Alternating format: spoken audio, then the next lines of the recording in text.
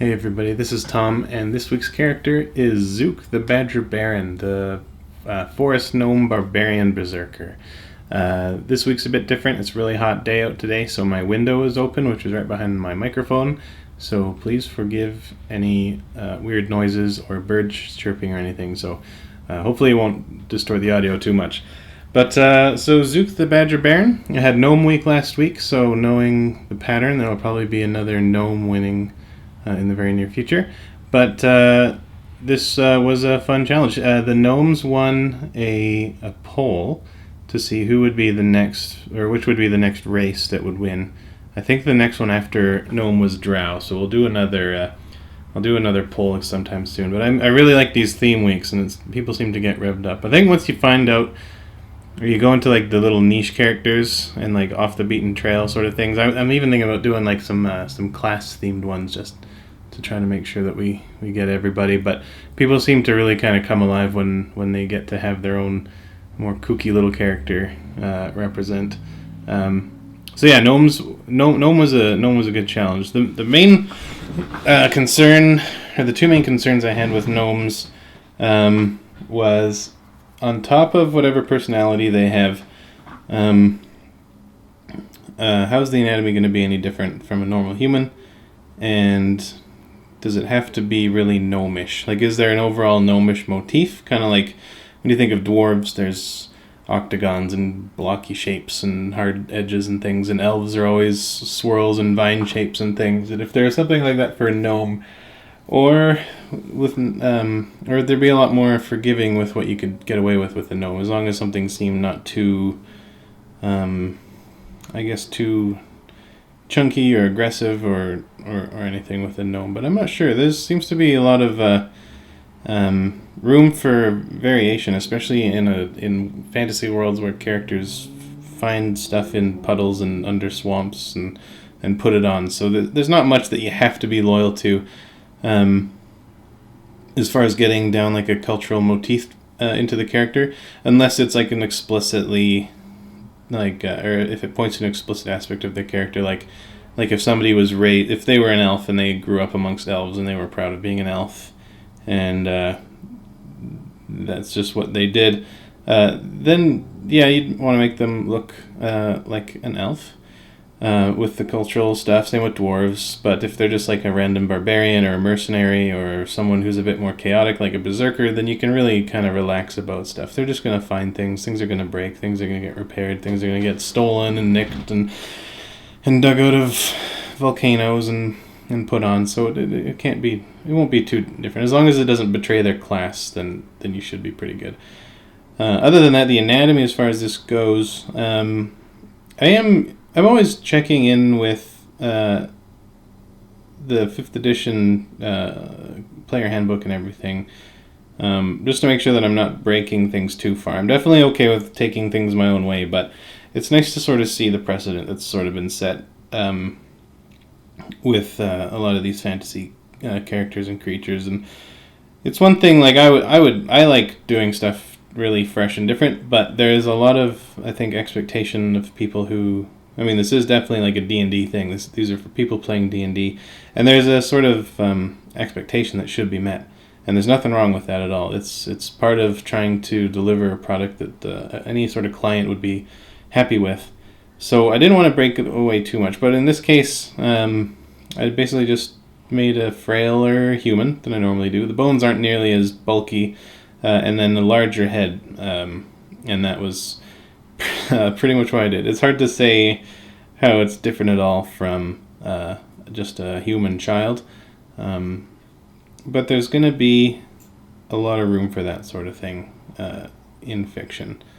I think a gnome, if you saw one in real life, it would look like a gross child. You'd think it was like a weird, like a kid in old man makeup or something. It wouldn't go so well, but it was nice to. It's always really nice to work with something that isn't just basic humanoid. It's nice to have some sort of interpretation, some sort of wiggle room to play with proportions and dimensions and everything. And humanoid characters are totally fine, or like half elves, and humans are all totally great. But it's just nice to have something a bit distinct from that, and it's nice to have that every once in a while.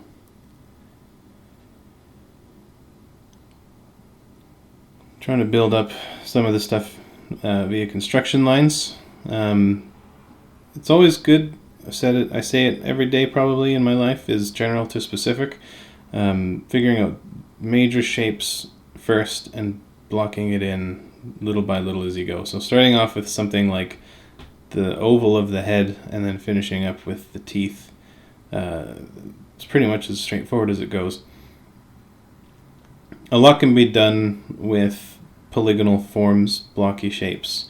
If you can get used to thinking in 3D and wrapping stuff around objects, that's going to help a lot with drawing. I mean, it kind of makes it's sort of not worth saying, I guess, because it's obvious, but if you can get as much experience as you can doing still lifes, reference drawing, perspective drawing, and more technical studies like that, it will really help to put into your brain the ability to see where things ought to go, to interpret form and volume, because you already think in 3D. You're already picturing these characters as being living things that are objects that have expressions and noses. Everything we see and interact with is 3D, except for like words and sounds. And the trick is just being able to get the hand and the eye to communicate in that regard. It's challenging, and that's why when artists are growing up, and even well into adulthood and for years and years, even professionals, there's a wonkiness to things all the time, and they can't even see it. Even if they do that old nice trick of flipping stuff back and forth horizontally to see if they're leaning too heavily one way or the other. It's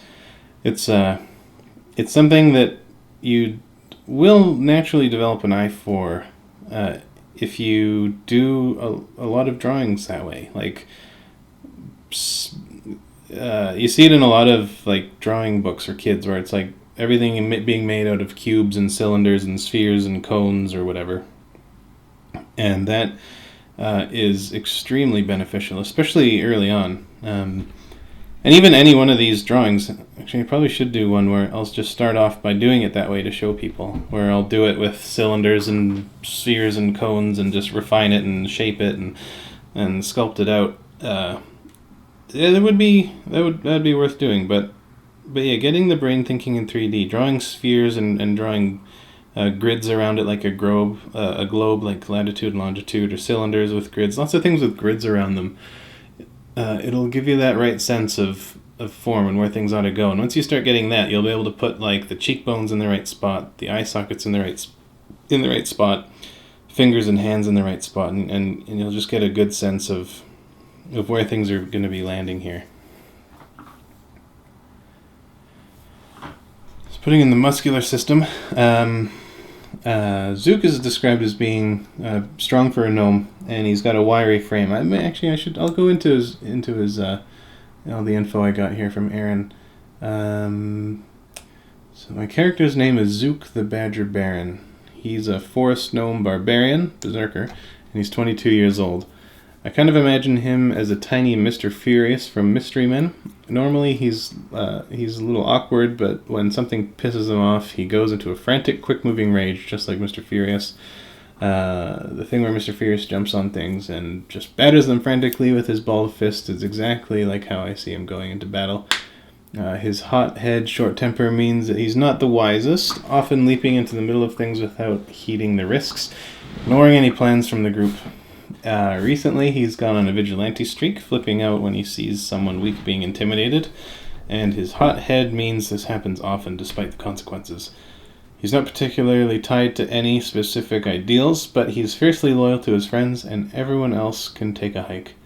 He does have a fun streak, and loves drinking and singing in bars, dancing on the tables, and has been known to try to ride large cats, dogs, and small farm animals through town for fun when drunk.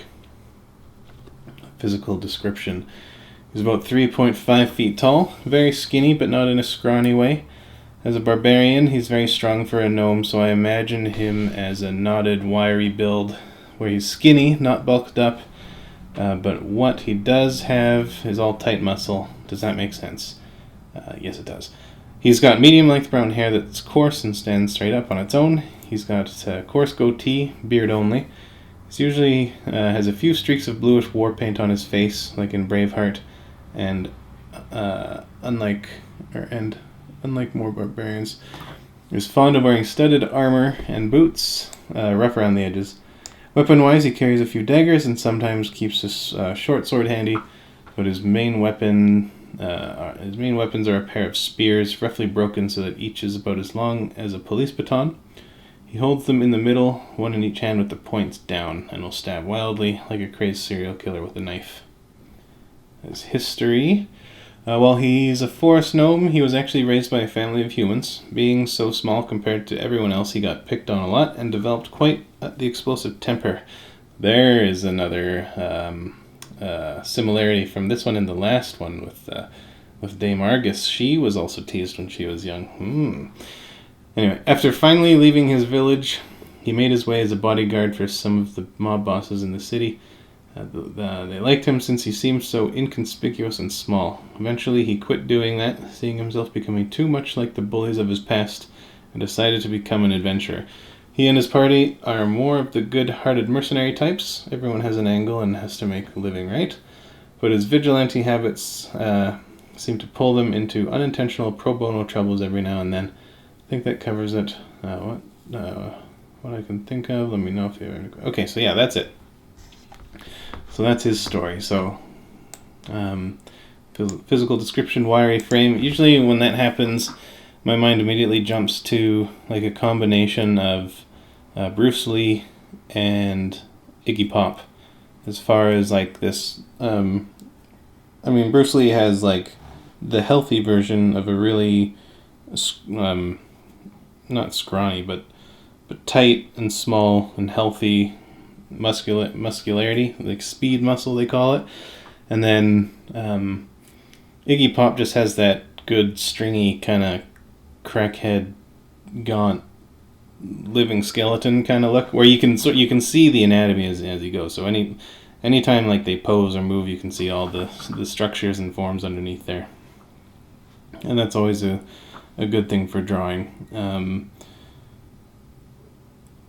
It's actually I find it quite difficult to find good reference of that sort of stuff, of really, really thin, low body fat content people. Usually ultra thin people don't work out, and so they don't have much as far as muscle tone. And usually when somebody does have a muscle tone and a low body fat count, they've sort of been exercising quite a bit more and they have bigger muscles, so it's hard to find that really good balance of gaunt and muscular. So usually that just ends up being muscle diagrams with the skin really shrink wrapped tight around the skin. So that's basically what I do in most of those situations if I need reference. So as far as the costume goes, blocking that in, just trying to get general shapes. With somebody who seems so... he's a berserker, he's a barbarian, he's got that massive temper, and he's a loose cannon. I wanted something, and also with like the badger name, I wanted something shaggy and wild, and I guess animalistic, frantic.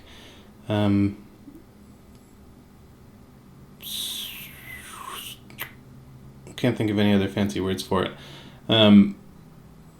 But something that it would flop around a lot, and it would be pointy and uncomfortable, and you wouldn't want him flying in your face, like when you go to like the car wash and those things are all spinning and flopping like the giant octopus thing. But if they were like triangular leather points slapping you in the face, that would be a very difficult thing to defend against, or at least to not panic and just be overwhelmed by.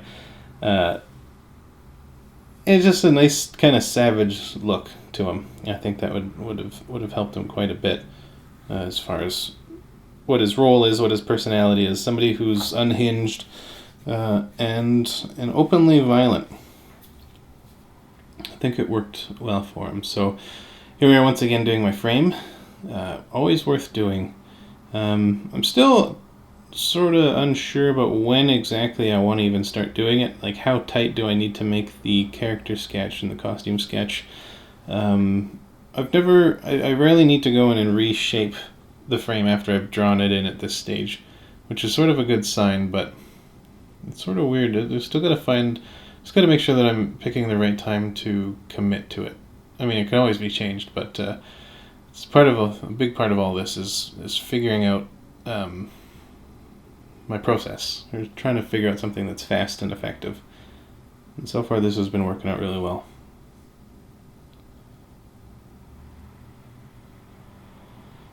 So when I go into adding color, it's always best to try to limit the amount of colors that you're using, especially for the larger general shapes. You can start getting into like over 5 colors at a time once you're just adding like hue variants to certain larger areas. In this case, in any case when I'm adding the colors, I've developed this way of doing it where I take the color that I want, or even just roughly what I want, and I make a new layer, I fill it with that color, and then I make it a mask layer, and then I invert it, and then I just start painting in that color, just the one flat color over top, usually at some sort of lighter opacity than opaque, well, always lighter than the opaque opacity, and that's how I add color. I've got it all attached or set up with an action. Actions are a fantastic way to get stuff done in Photoshop, especially if you're doing repeated stuff. I have one of my actions is, well, it's not an action now, it's actually a function in Photoshop. It's flip horizontal. So flipping horizontal, I just hit F2 and it'll just flip the image horizontal. That way I can see that things are sort of balancing right and I'm not wonking the face at all. The next one is F3, which is expand selection. And that one's just sort of a hassle. I added that one when I did a graphic novel and I was doing a lot of coloring, and I hated going up to select, expand, or select, modify, expand, and doing that every time. So I just made it an action. But I think I have it increased by 2 pixels. Maybe just 1, but I think it might be 2. And then F4 does all that stuff with the making the new color layer. You should be able to get a really solid color scheme with about 4. Aim for 4, and you should be well on your way to having something that will work. You might need more, you might need less. Always, pretty much for everything you ever draw, less is more. That's kind of part of the pursuit, is trying to figure out how to communicate more with less. It's just that elegance and that confidence and that use of your stroke. So if you have like lines going thick to thin or dark to light or whatever, they're all doing that to try to communicate more than just a simple line. And being able to trim that fat is a worthy endeavor. It's not necessarily like super critical or anything. Like, it's not like a mandatory thing, but it's a good sign that you're making progress when you start making less actions, or like making less moves in order to do something. I always feel really much more satisfied with something when I can accomplish it with one single stroke rather than a bunch of smaller, more hesitant ones. What was I saying? Oh yeah, color. Okay, so then this part would be the occlusion layer, which is just general shading. It's wherever there's light not bouncing into your eye. So the less light bouncing into your eye, the dimmer the thing is going to be that you're looking at. And so that's what this is, just one general, it's all just black. Typically I'm very against using just plain black as a shadow. I think it's often, it often dulls things too much, even though a lot of the time it is quite realistic, but I think it's more realistic more often when colors always have or shadows always have a color to them, whether it's from like ambient light or just light bouncing off of someone's pants or a wall nearby or their skin or subsurface scattering or something. There's always going to be some sort of color going into a shadow. The way that I work around this is by using a curves layer, which often comes in later. I like using it just going in with the black layer for the shading as is, just to make sure, it's easy to just see it almost like a monochromatic drawing, where does the tone work? Are the forms coming through? Is the value, are the values correct? Are things like pushing back and moving forward easy enough? And then by doing a curves layer on top of that, it tints everything. It shifts colors around. It doesn't leave anything to just sit as it once was, and it blends colors for you and just subtly. You don't want to go overboard, but it just does things to the colors that you just can't get through just painting alone. Like you can't paint that way except through lots and lots of meticulous extra steps. And I'll definitely make a tutorial video about that. It's the value of curves. And that'd be an adjustment layer that shows up above everything. So if you're using Photoshop, on the layers window, there is a symbol in the middle at the bottom of the layers window that is a half black, half white circle. You click on that and click curves, put it at the top, and play with the layer properties there. And you can start exploring with that. Always go for an S curve. That'll give you a good starting point if you don't want to wait until my tutorial video, if you're even going to watch it.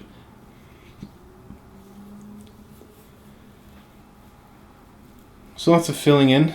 I find I tend to take either two routes. I either block everything in and then just go over and just paint over everything like a painting with just daubs of color on a different layer, or I get a little bit more meticulous with things and it feels like it takes longer for longer, or that it moves more slowly for longer than painting over something.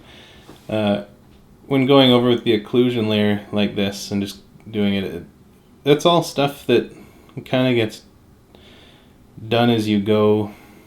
But you feel like I always feel like I'm doing more when I'm doing it paint over style, but this way it's just a nicer kind of slow and steady wins the race sort of approach, at least for me anyway.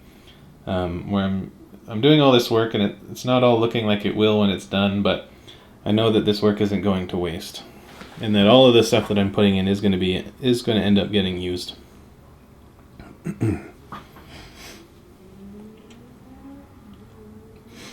One of the biggest challenges for this guy was making him look 22. I think it was actually a couple of videos ago where I mentioned how drawing people in their late teens, early 20s is one of the most difficult age groups to capture.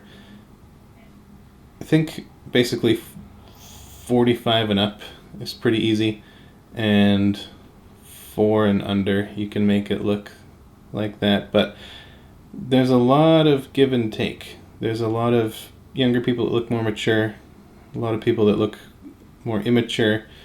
There's strange balances between youthful features and older features, wrinkles, the squareness of the jaw, laugh lines, facial hair. There's so many different things that show up, even on younger faces, that betray that age. Things like the nasolabial fold, so like when you smile or you open your mouth so wide sideways and there's that line between your cheek and the area above your upper lip, there's that line. If you don't get reference, or you're not careful, or you're not practiced with it, if you draw that line, that character is going to look really old really fast, or overweight. It's a really hard thing to get in there, even though most people, almost everybody, it shows up when they smile. Things like that, it'll make somebody look older, but a lot of the time it's got to be there. Maybe like laugh lines. I've known lots of people that have lots of laugh lines. They're basically crow's feet, even when they're like 20. But if you paint them in, people will interpret that as age related. I think it's because when you're drawing something, you're starting from simple to complex, and your drawing is not going to end up being as realistic. And so anytime something approaches realistic more than the other things, it's going to be interpreted as a more important detail. So if you're, or it's going to be more emphasized, and it's going to be more significant and more obvious to a viewer. So anything that is there, now how do I explain this? It's sort of tough. Anything that's there needs to be complemented by the stuff that's around it, as far as level of details go. Things like nasolabial folds, eyelashes and pink lips on men, and like wrinkles around on the forehead, around the eyes. These are all things that, if they're added and there's not enough accompanying detail around them, they'll look like they're an amplification of reality, and that you're calling attention to them. Now I know I've gone over that a couple times in some other videos, so I might leave it there. But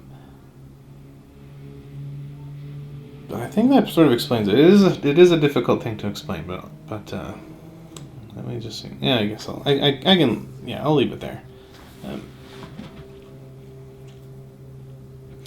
Yeah, definitely a difficult sort of age to depict. Thankfully, he's got facial hair, and he ends up getting some blue war paint, some like woadberry paint style stuff on his face to kind of cover it up a bit. But with what I tried to do is I tried to just eliminate unnecessary wrinkles that would sort of confuse things, making sure his eyes stayed large and sort of a little bit wider apart. That's sort of a juvenile, sort of baby kind of trait. That's how people will interpret that. It just makes us think of cute, adorable things. And so if you have eyes that are a little bit wider than normal, it'll make somebody look a little bit younger. And then just making sure that his face is just good and pink and young and fresh looking, without going too... I mean, he is really thin and gaunt, so naturally there are going to be some interesting creases on his cheeks, and some really like kind of bony facial features like cheekbones and things, but with his cheeks being scrunched up like that, it kind of will fill itself out and look a little bit more full. That's another thing too. Heavy cheekbones can make somebody look really old as well. But that would be, all that stuff aside, like things like all the wrinkles and levels of gauntness and fat and everything, a great way to get a handle of it is, just like everything else, to draw a lot of it. One of the bits of advice that I always like to give is to draw lots and lots of ugly people. Ugly faces, making obscure facial expressions, even if they're not trying to communicate any sort of emotion, but just playing around with stretching features, seeing what you can get away with, using your sketchbook as a place to make mistakes and to draw horrible things that you'd never want anybody else to see, and literally have fun with it. It often sounds like just trite advice, but having fun is a good motivator for that. But the more dynamic and extreme and rangy the faces you draw, the more personality, the better the handle of expression, and unique characteristics you'll be able to put into even more normal characters, more sort of standard characters. I wanted to give him some gaunt eyes, deep eye sockets. It is very skinny after all.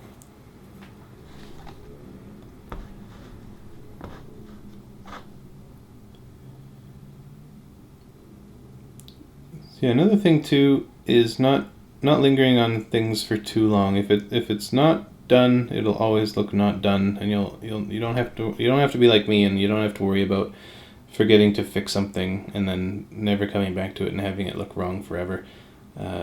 Don't let yourself get hung up on something. Don't sit there and fixate on the teeth or the nose or anything. Just put a little bit in there, and if you work on stuff around that area, you'll see what makes sense and what's going to work.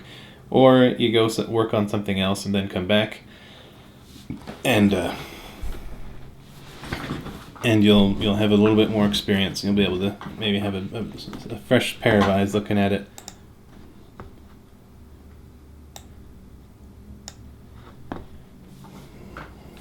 I'm thinking, as far as the format of these videos, this is the, I think this is the 21st or the 22nd video in. Still always room for exploration and trying out formats and stuff. If anybody ever has any ideas or theories or questions or comments or anything, always feel free to let me know on Twitter or in the comments. But as far as format goes, I guess it is pretty good to watch the whole process all in proportion, but I think there's also room for some of the stuff of like getting through the rendering if need be, but it is sort of difficult to pinpoint what stuff would be more or less useful or just a bit too boring or something. Because it is a really tedious sort of spot, but I guess it is a tedious kind of line of work. It is sort of like just meditative and calming just to go through this stuff when you're working on it. But if you are going through this sort of stuff, I guess it's valuable to see the whole process. If you disagree, feel free to let me know.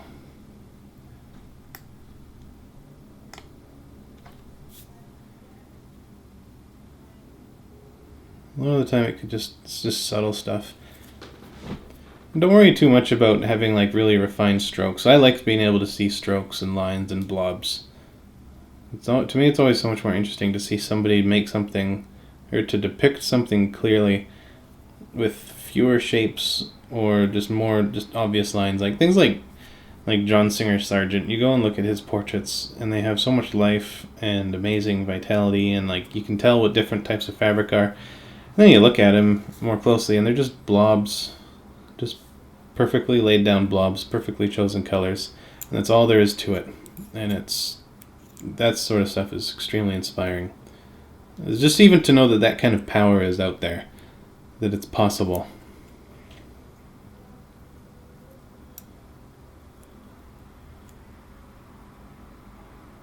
So once again, keeping an eye out for things that can be done as lines. Any sort of like really deep little crevice or crack that the shadow is literally just a line. That sort of stuff can be a great anchor for getting the form, getting the shapes and the structure, and that can help with all your volumetric shading, or rendering, shadowing, everything that you add to a picture. It sort of helps show where something else is going to go, or just it all builds up to the same whole. It all works together.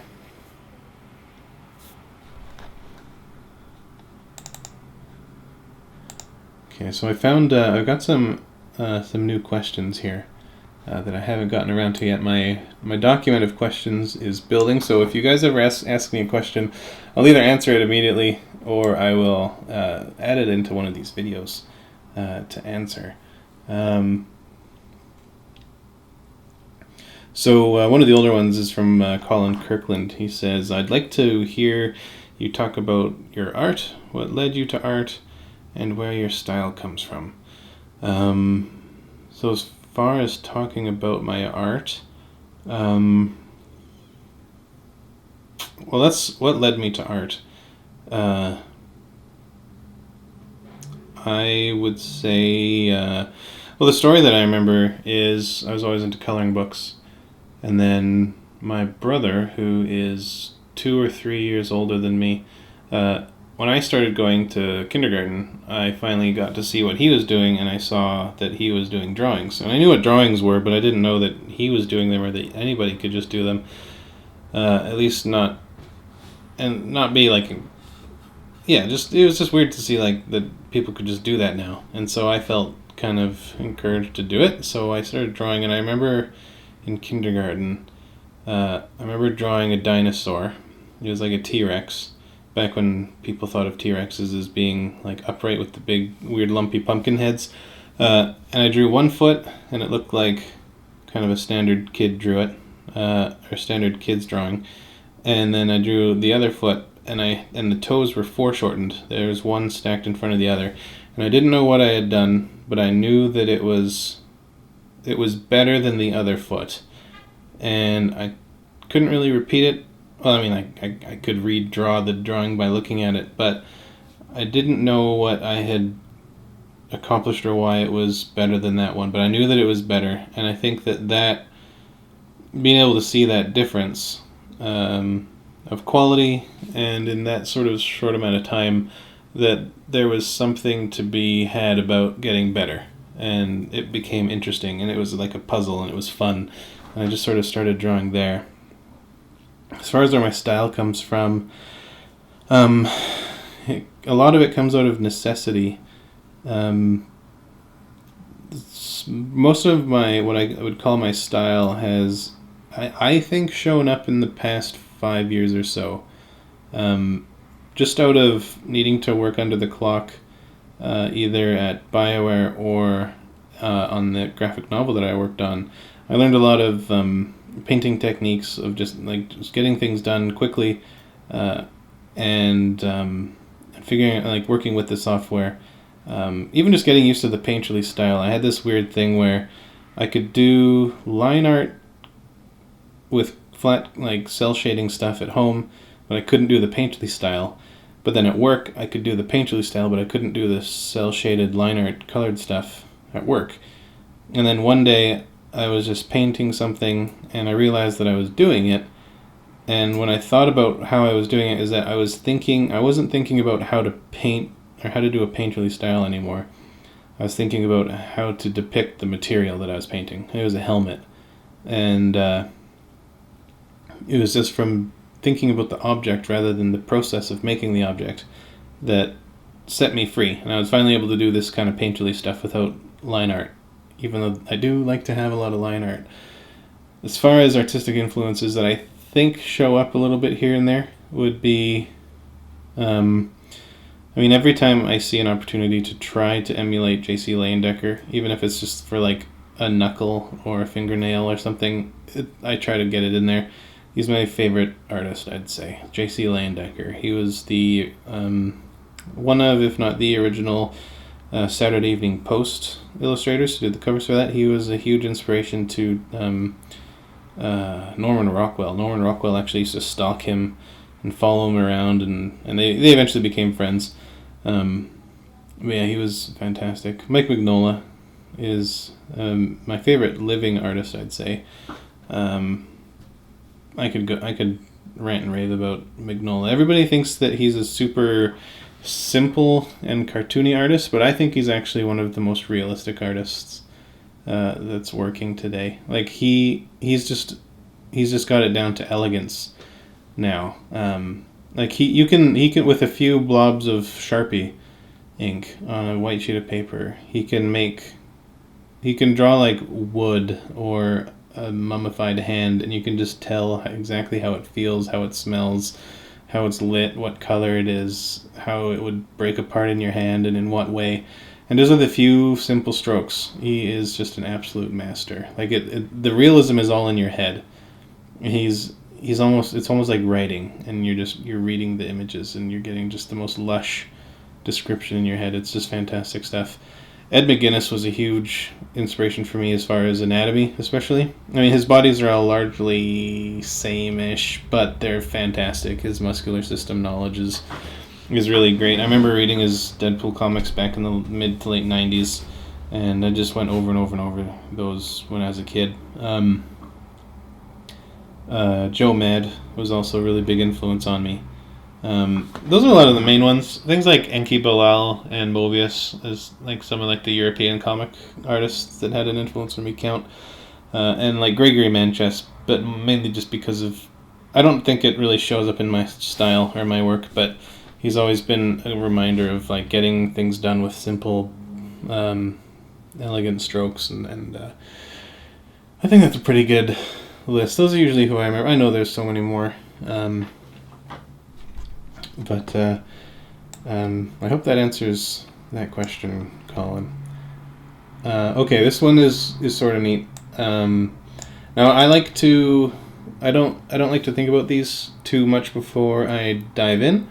I like doing things off the cuff and just trying to answer them as sincerely as possible. So Paul Reinwand hypotheticals. Or when is it okay to ditch form and function? When believability does a better job selling the extraordinary.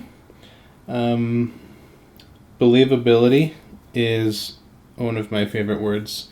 Believability is so much more interesting than realism or realistic.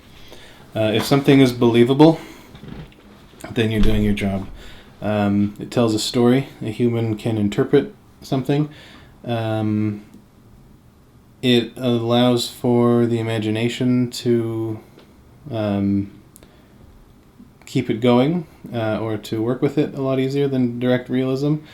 It also helps with immersion. It doesn't break things too far. It doesn't give you enough details to critique something too much and say, "Oh, that wouldn't work," or "that could never be."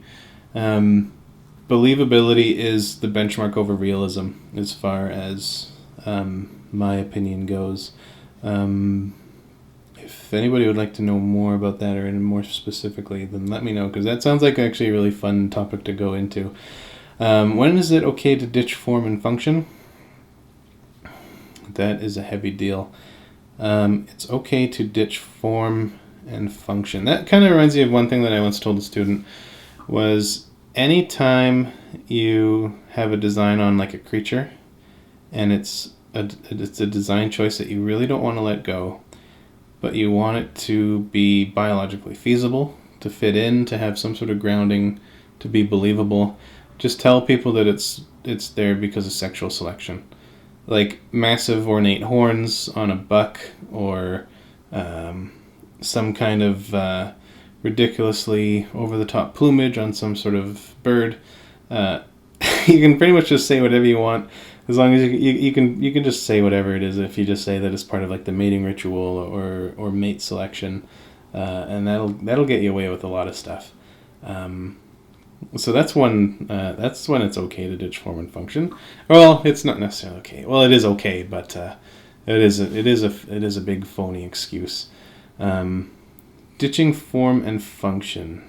As far as characters go, the equivalent of that is saying that something is ceremonial, like a really ornate, fancy weapon, or over the top, overly detailed, sort of movement restricting clothing. That would be something that is ceremonial.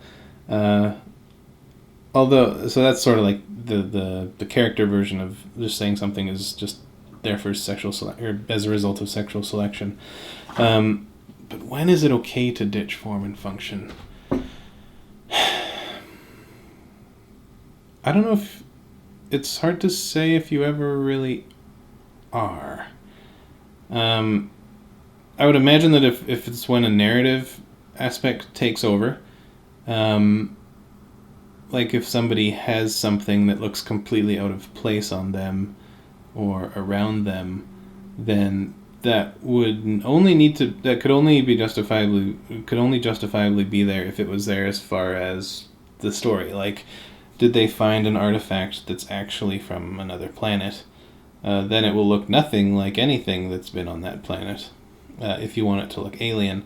And that would be a place where form and function is now ignored because it can be whatever you want. But the form and function still does have a purpose, because it's telling the viewer that it's from another planet. So it's kind of like what I said in that other video, where breaking the rules of concept art is the exact same thing as following the rules really well. I would love to hear if that is satisfying, or if you guys would like for me to go into that further. But that is a fun question. When is it okay to ditch form and function? When is it okay? Another thing too for that is, like, as long as it's not contradicting the story, then just do whatever you want, really. As long as it's not breaking established lore or personality or economics, then just go for it. I'm not going to hold your feet to the fire.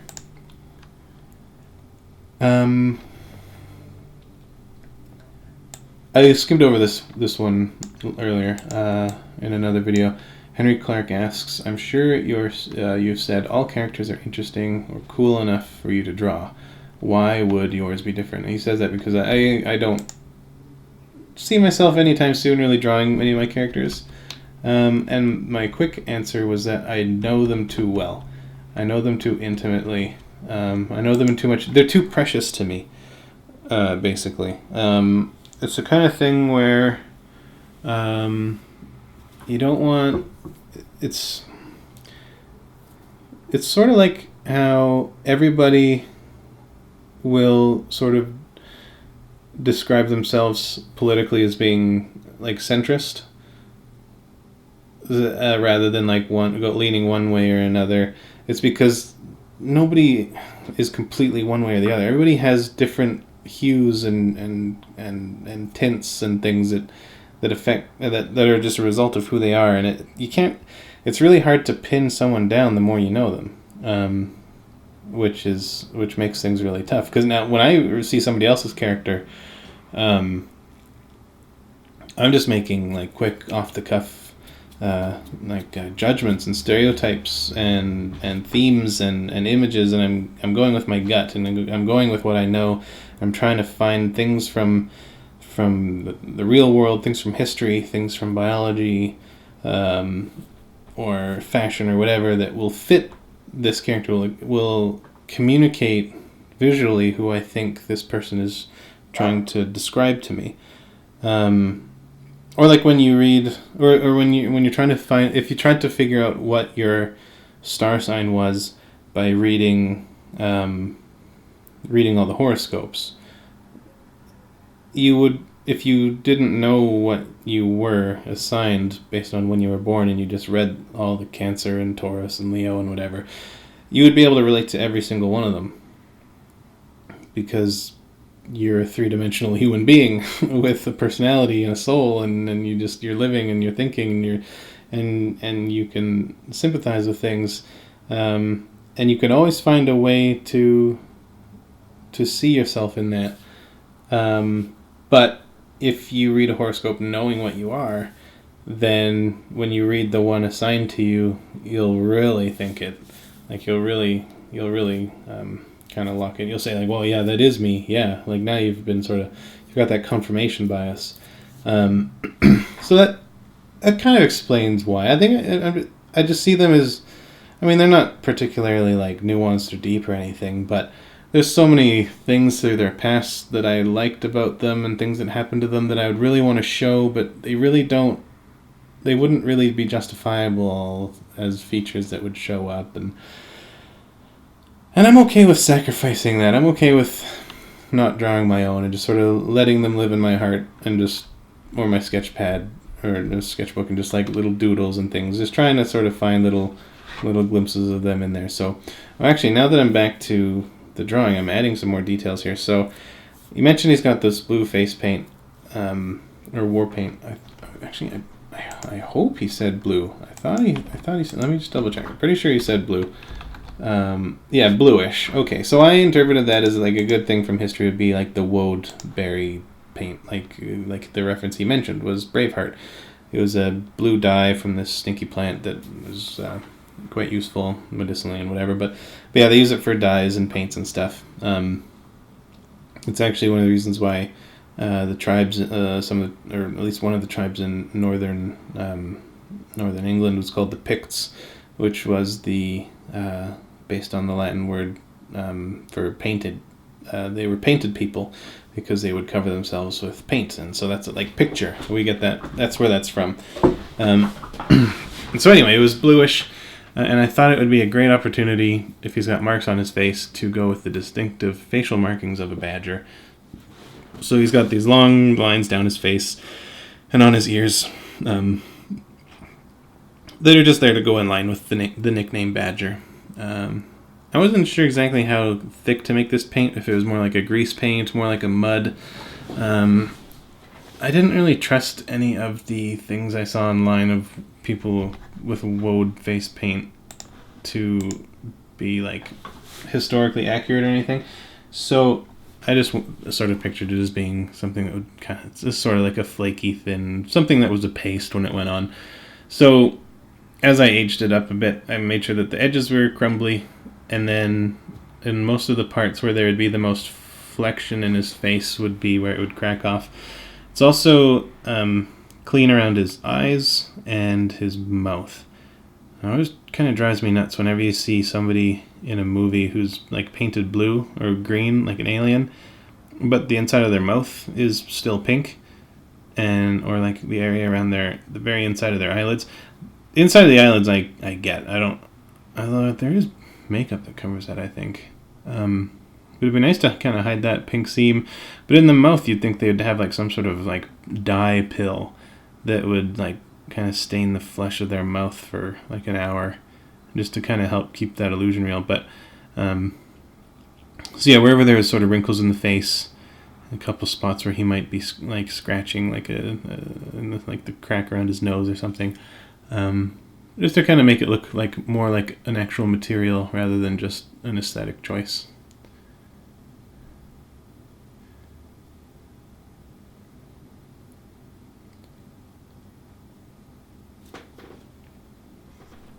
Trying to play with different colors to see what sort of blending modes work better. I just went with multiply. Multiply does what I want.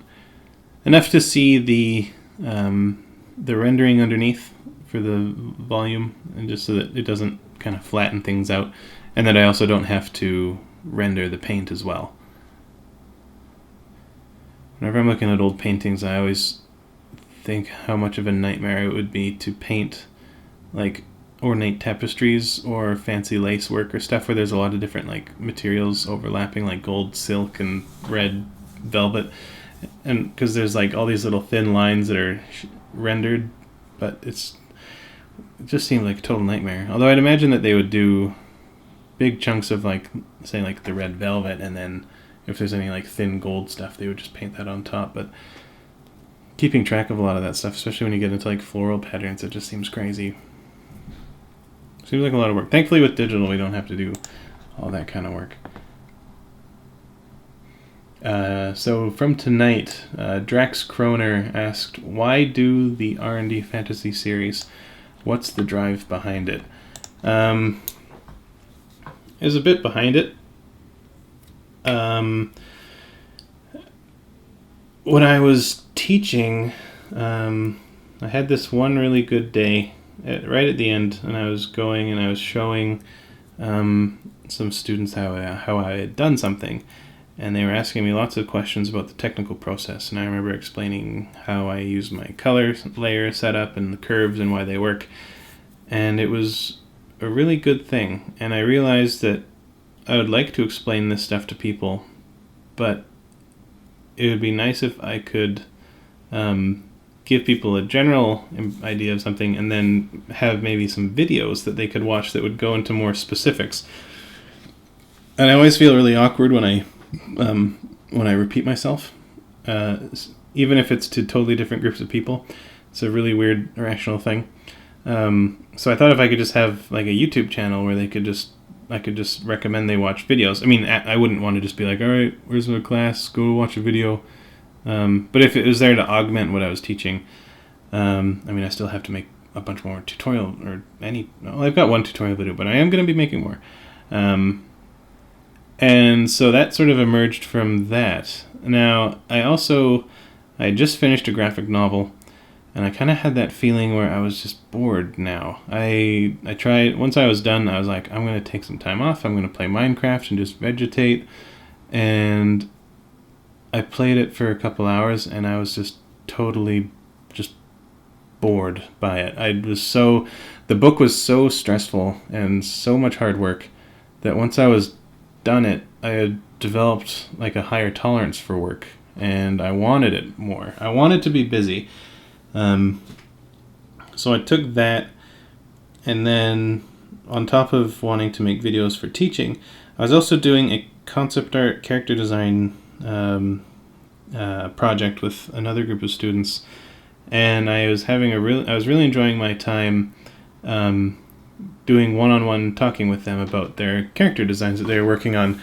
And I found that I always had something to say when they brought something to me, and I could just kind of just go off no matter what they brought. Like whatever they brought fueled the discussion, and I really got a taste for it, and it all came together into the one thing. So the desire to be working, the desire to be teaching, the desire to be explaining, and also for myself to just get work done. I found I was spending too much time just browsing the internet idly at home, not drawing, not painting, just looking at Reddit or whatever, and I needed to get the practice in. So it's a whole kind of a tornado of that.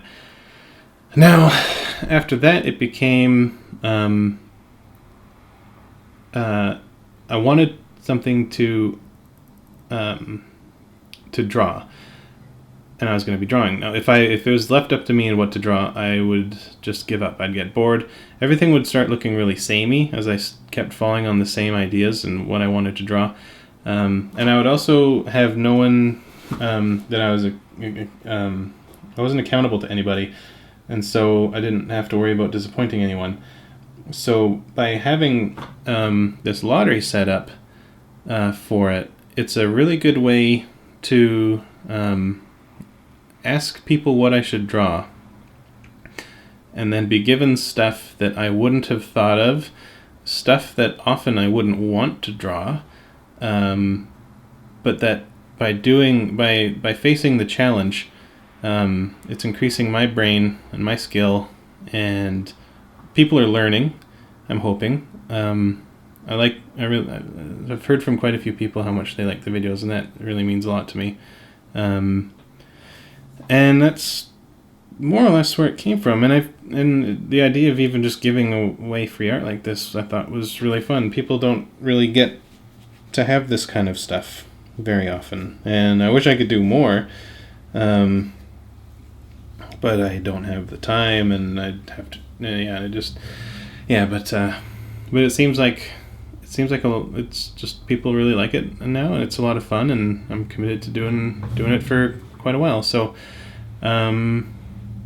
that's pretty much it. So, I wanted to help people by explaining stuff and showing them things, trying to demystify the art making process, and I wanted to improve my own skills at the same time, and so it all really came together. So I hope that explains that question. Back to the drawing. On his boots here, I figured since he's kind of foresty and wildy, and Aaron mentioned that he like jumps up on people and goes crazy on them, that having some sort of attachment on his footwear that would help with that would probably be beneficial to him. So I gave him the foot spikes that lumberjacks have when they go and climb up trees, the arborists, and they can run up. So it's sort of like for running up, climbing onto like an ogre or a bad guy, and sticking into him quite a bit better and not being able to fly off quite so easily. It's a bit nasty, but it would work. And also just gave him some reinforced pants. You don't want to just have basic pants in the fantasy realm. It's a bit anachronistic, but also a bit dull. Normal pants always look kind of out of place. So I gave him some reinforced knee pads, but with some vents in the front just for aeration. And also to give it kind of a bit more of that fairy tale woodland kind of gnomish look. Something that looks kind of like a pattern from like a Mother Goose story. And there's some wear and tear around all the edges of this leather. It's kind of old and ratty. Lots of strips, scraps. It's all scrap leather that's been layered on and sewn together. He doesn't care much about his appearance. And I wanted him to have bare arms and open chest just because he's so gaunt. I think it's a lot of the time when you have like really kind of gaunt muscular system, it's sort of a waste to kind of cover it up. It's good to show it off. It's just so interesting looking. And that is Zook, the Badger Baron for Aaron. I hope you guys enjoyed watching that and listening to me. This was done for the free weekly character art lottery that I hold on Twitter every Monday. On Sunday I announce a hashtag to tweet before Tuesday. The winner gets announced Tuesday, and I just draw your original fantasy characters for free, whether it's from D&D, Pathfinder, your own original novels or characters. If it's fantasy and it's yours, I'll draw it. Owl bears, sentient bags of holding, drow, illithids, whatever. Gelatinous cube, sure. If you're playing as a gelatinous cube, let me know. So that's on Twitter at R&D Fantasy. Just follow me there, and you'll be kept up to date. I'll let everybody know. Everyone's welcome. Everyone's free to participate. Free every week. Thanks for watching, everybody, and I hope it helped.